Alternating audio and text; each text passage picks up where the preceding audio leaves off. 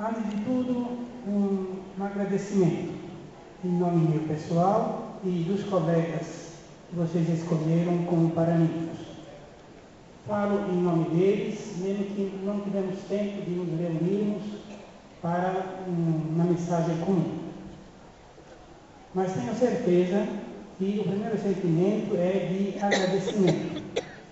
Nem tanto por terem se lembrado de nossos nomes, isso evidentemente é sempre uma gratificação narcísica, quanto um agradecimento efetivo.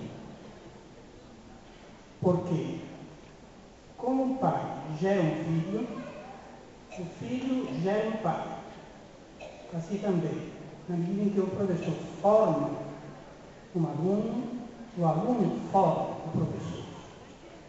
Se lembrarem de nós, se por acaso cada um de nós foi um professor verdadeiramente bom, isso é devido a vocês, ao estímulo que nos deram para fazer nosso trabalho, um trabalho de qualidade e um trabalho gratificante.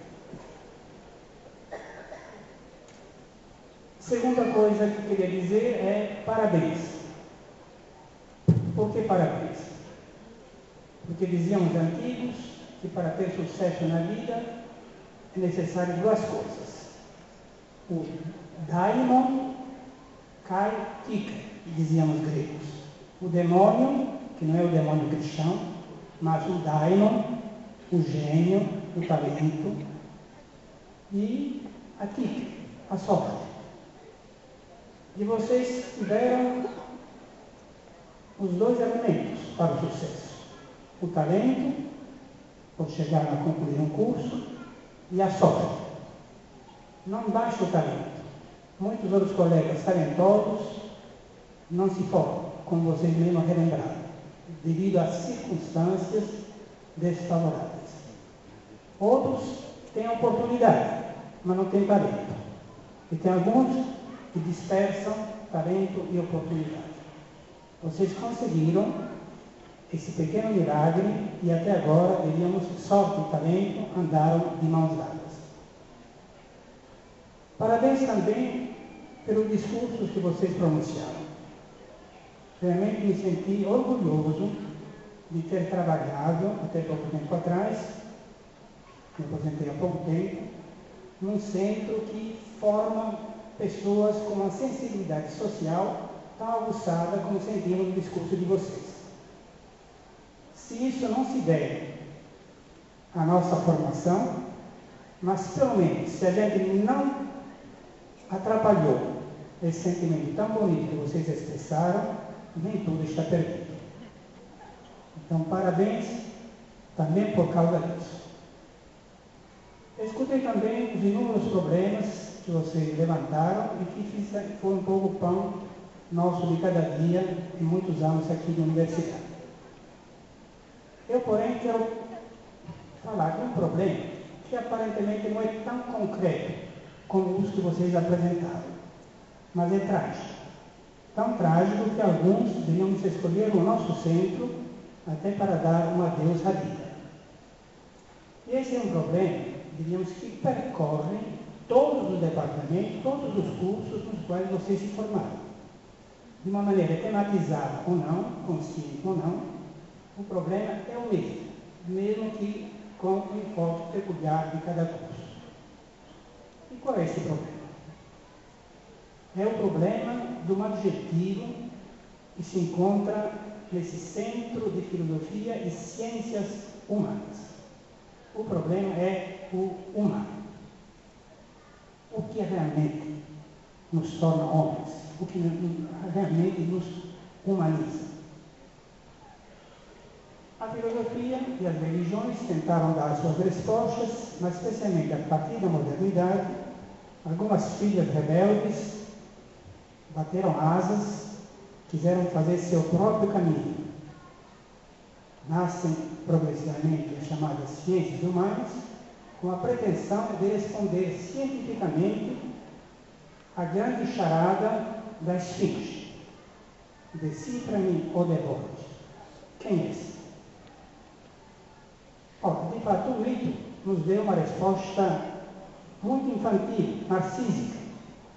Édipo mata a charada num instante, a esfinge se joga no precipício e morre, e se abre as portas de Tebas para o trono e a glória do grande decifrador de enigmas, Édipo, como era conhecido no mundo grego.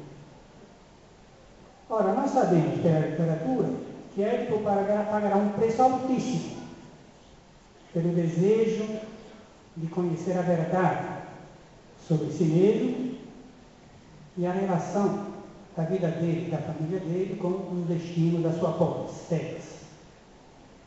E a história nos ensina que a esfinge não morreu e nunca morre, porque a esfinge nada mais é do que o espelho e o símbolo do próprio homem.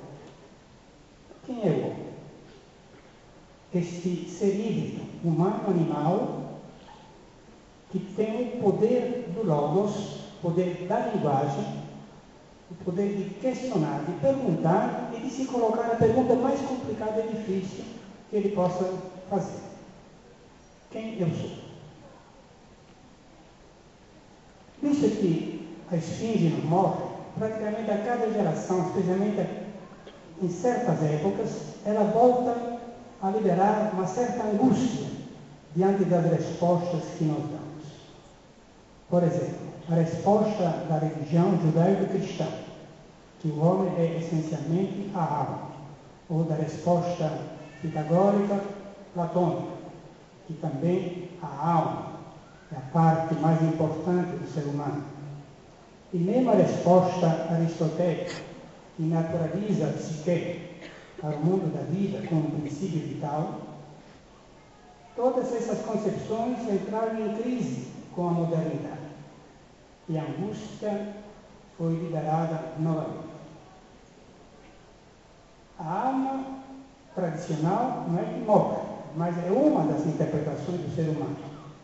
Entram no novo jogo de linguagem, a mente, o código, e especialmente esse significante, sujeito, que se torna um pouco o pivô de toda a construção simbólica da modernidade. O narcisismo humano, de fato, resiste à angústia, cria mecanismos de defesa. Esse sujeito, essa nova linguagem com que o homem se autodefine, se autocompreende, ainda é um sujeito autoconsciente e livre, centrado sobre si mesmo, dono, de alguma maneira, do mundo, dos destinos do mundo, dos destinos da história. Só que houve vários golpes, diríamos, esse narcisismo humano, relembrados por várias pessoas, como, por exemplo, o descentramento copernicano, o darwiniano, o psicanalítico, o marxiano, o nietzschiano. E no século passado, vocês talvez ainda não tinham nascido, mas na década de 60 para 70, os intelectuais proclamaram a morte do homem, como segundo passo, depois da proclamação da morte de Deus no século passado, pela boca de Nietzsche. Sim, o sujeito morre, o homem não existe mais, mas ele é duro de matar. Ele ressurge com uma nova simbologia, um novo significante, que é retirado do verbo subjetivar-se, fazer-se sujeito. Então, não temos mais, digamos, aquele sujeito substancial, aquela coisa que estaria por dentro de nós, que nasceria com a gente e nos daria essa identidade que resiste ao fluir do tempo. Não. Ser sujeito é fazer-se sujeito. É construir-se, é desconstruir-se, é passar por processos de socialização, de singularização, processos extremamente complexos. Hoje, a angústia volta a ser liberada devido tanto ao avanço técnico-científico, que já nos permite modificar, inclusive, o nosso código genético, quanto também pelas mudanças culturais que se operaram nesses últimos 30, 40 anos. Vocês são ainda muito novos, mas quem nasceu na primeira metade do século passado, olhando para trás, percebe realmente que o mundo correu rápido demais e nos deixou para trás. O mundo que nós conhecemos hoje é de fato um mundo extremamente complexo, e essa problemática, que vai continuar a ser a problemática de vocês, que se formaram no Centro de Ciências Humanas, tentaram definir o que é geografia, definir outras ciências, mas atrás dessa angústia está essa angústia fundamental. Quem é esse ser humano que nós de alguma maneira queremos salvar, ou talvez tenhamos que abandonar, fazer o luto e partir para outro?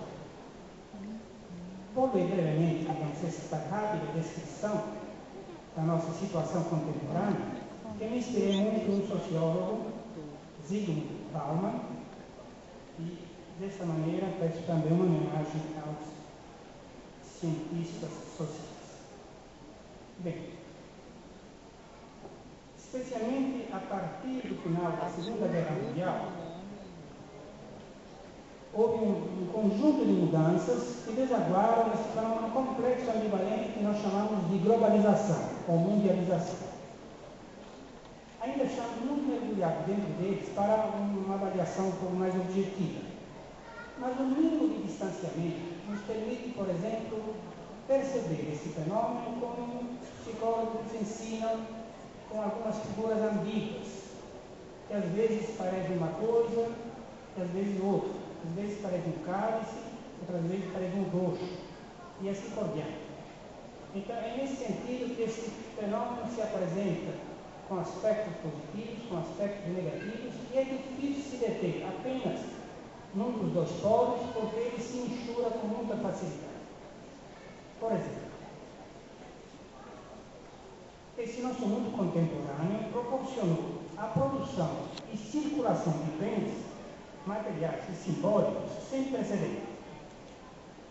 Por outro lado, porém, gerou também uma sociedade de consumidores e excluídos, de agilistas e pagas, como diz Bauman, turistas e vagabundos, vidas desperdiçadas, vida a crédito. De um lado, reduziu o poder do Estado e esvaziou o movimento sindical, forçando os cidadãos a se tornarem criativos e empreendedores. Por outro, gerou e disseminou uma insegurança permanente e um sentimento de impotência diante da necessidade de cada um solucionar individualmente problemas que são essencialmente de natureza social. De um lado, o avanço científico, tecnológico e farmacológico parece prometer literalmente o céu, a beleza, a juventude prolongada, a felicidade e o prazer ao alcance de uma operação plástica, de um antidepressivo ou de um remédio para a disfunção erétil. Por outro, nossos distúrbios de comportamento são remetidos totalmente à nossa responsabilidade quando não conseguimos atingir o desempenho físico, profissional, afetivo e sexual esperado e exigido pela sociedade e pelo parceiro. De um lado, disponibilizou e continua disponibilizando uma multiplicidade continuamente renovada de identificações de estilo de vida para mediar o nosso processo de subjetivação, de fazer sujeito. Passamos de uma era de grupos de referência mais restritos para outra de comparação global. Por outro, somos intimados a nos inventar, criar, recriar, ser si próprio e livres, subjetivar-se, fazer-se, construir-se, desconstruir-se, flexibilizar-se, ser uma metamorfose ambulante, desnorteados diante de tantos modelos identificatórios que parecem se equivaler e dificultar a escolha. De um lado, a flexibilização do laço social e afetivo entre as pessoas aumentou enormemente as possibilidades de escolha de se construir na diferença e singularidade. Por outro, percebemos como é bem mais fácil e comum perder-se no anonimato das grandes cidades, na massificação, num amor volátil e volúvel, num amor virtual, prisioneiro do imaginário. Não é de estranhar se hoje o mal-estar gerado pela esfinge atende pelo nome de depressões, toxicomanias, síndrome de pânico, distúrbios alimentares, bulimia, anorexia, ansiedade, angústia, desamparo, paranoia e mania. Para os que se consideram saudáveis e vencedores, resta o confortismo, uma mistura de conformismo com aspiração a conforto burguês, recheado de impotência, ceticismo e boa dose de cinismo. Fiquei muito contente em ver que esse confortismo não reina no grupo de vocês. Mas eu não tenho o que fazer. Bom, evidentemente eu não quero colocar em cima de vocês uma responsabilidade que não cabe totalmente a vocês.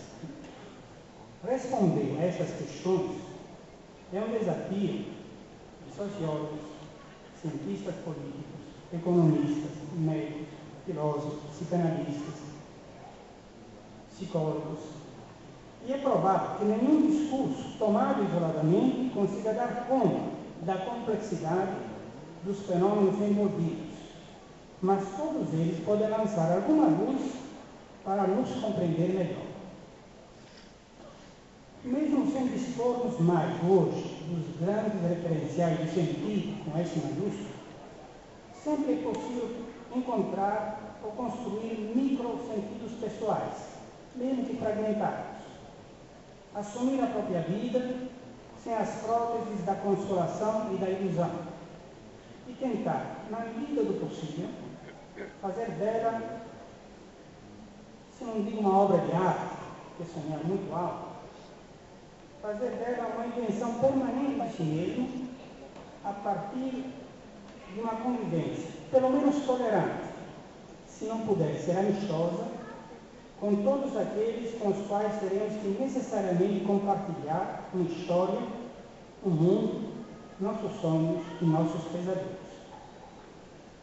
É o momento de integrar o antigo oráculo de Delfos, conhece-te a ti mesmo, com o nosso pós-moderno, cria-te a ti mesmo, buscando ampliar a própria criatividade no direito de experimentar novos estilos de ser, o que não implica nem masoquismo, nem sadismo, nem diferença social e fechamento da esfera privada àquela pública. Para a liberdade experimentadora do sujeito, existirá sempre o limite ético intransponível da dor e do sofrimento do outro. Além disso, sempre é possível articular esse ideal aparentemente individualista em projetos micro e macrosociais, cada vez mais amplos, na medida em que se alarga a consciência dos homens e a nossa consciência pessoal. Do ideal grego, de uma vida bela e boa, com alguns amigos, como eles sonhavam, para uma vida bela e boa com todos os homens, nos diz o cristianismo, mas em instituições justas, nos diz o movimento republicano. E a nossa consciência hoje diz, no mundo socialmente compartilhado, com a nossa geração e com as gerações futuras. Esse nosso engajamento, porém, não tem a esperança religiosa, nem a esperança de uma teleologia de natureza filosófico-científica. É uma aposta. Certamente será um esforço infindável, tanto teórico quanto existencial, mas será um esforço nosso, humano, talvez demasiado humano. Vimos que não é animado por uma esperança de natureza religiosa, nem por uma natureza teológica de caráter filosófico. Trata-se apenas de uma aposta na razoabilidade humana, não na razão humana, na razoabilidade humana, sem as garantias do final feliz. Para essa tarefa, talento, vocês mostraram que têm. Só me resta desejar-lhes sorte. Boa fortuna.